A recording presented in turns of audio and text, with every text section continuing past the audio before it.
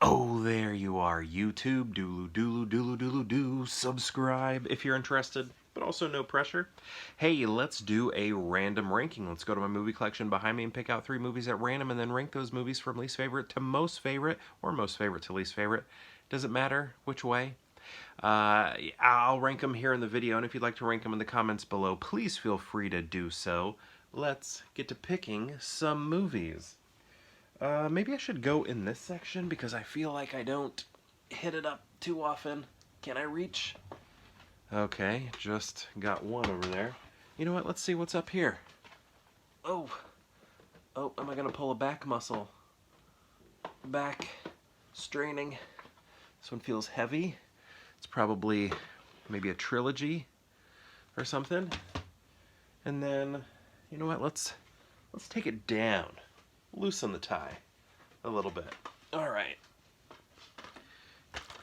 What do we got? I barely remember that movie. Okay. All right. Let's do this instead. Okay, that works. All right. So, first let's start with year 1. This is directed by Egon Spengler, Harold Ramis, and it's okay. It's kind of funny. It's just not, I don't know. He's made so many more better movies than this one.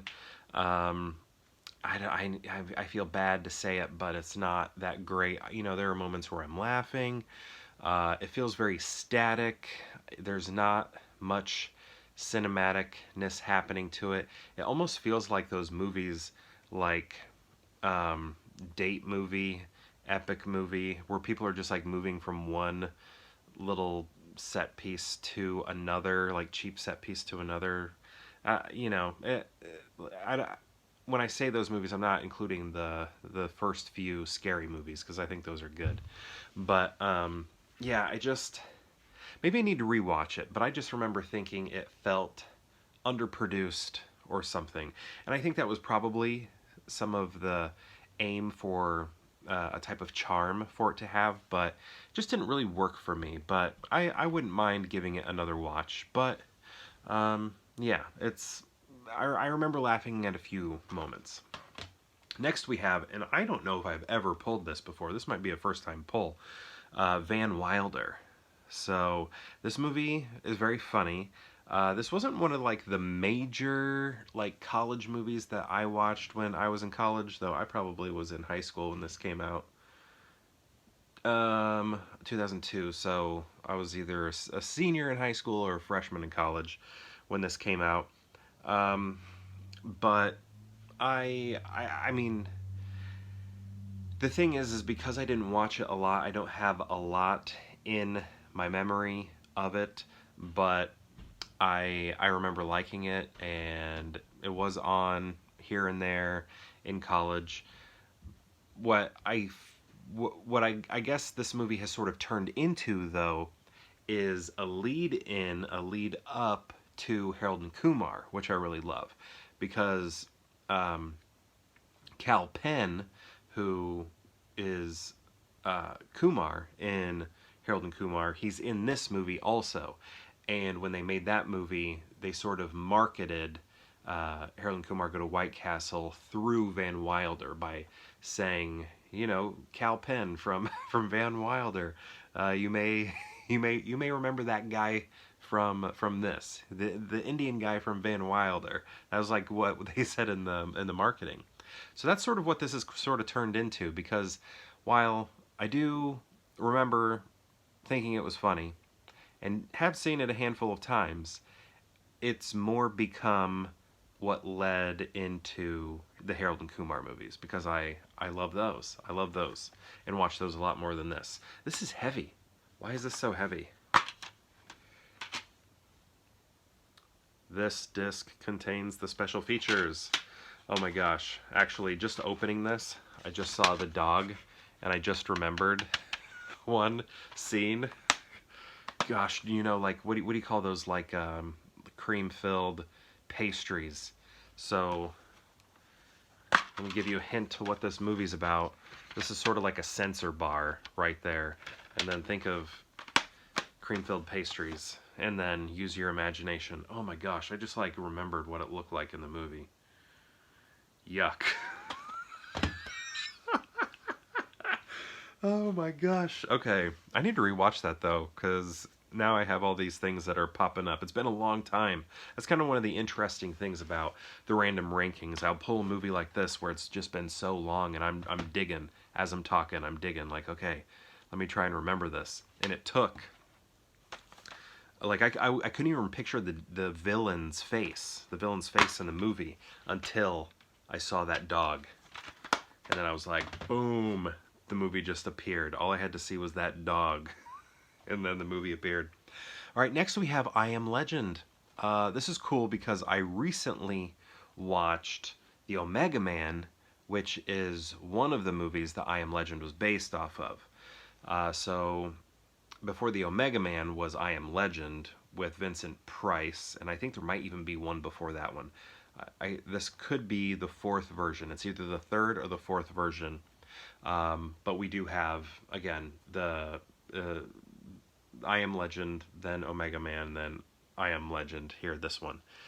And I was never that big of a fan of this movie. The special effects just really took me out of it. There was not much believability to it. It just didn't quite work for me. This is sort of when I was like, I'm not sure I care about Will Smith as much as I used to. Sort of time period, because like when I was younger, when I was like in junior high, he was on top of the world, doing the coolest stuff. But then, like, I don't know, it wasn't like he's bad in this movie, but the special effects just did not help. But Hancock was good. Was that sort of around this time? I like that movie.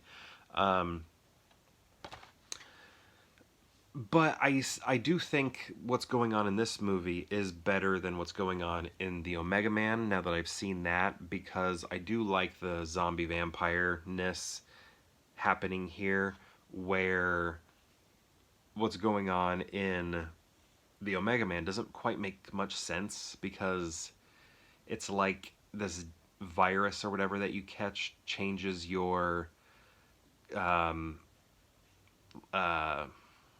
gosh, I just lost the word, like your theology, political leanings, I don't know, like that sort of stuff, like all is what changes. So that's kind of interesting and odd, but here this one feels like it makes a little bit more sense to a degree.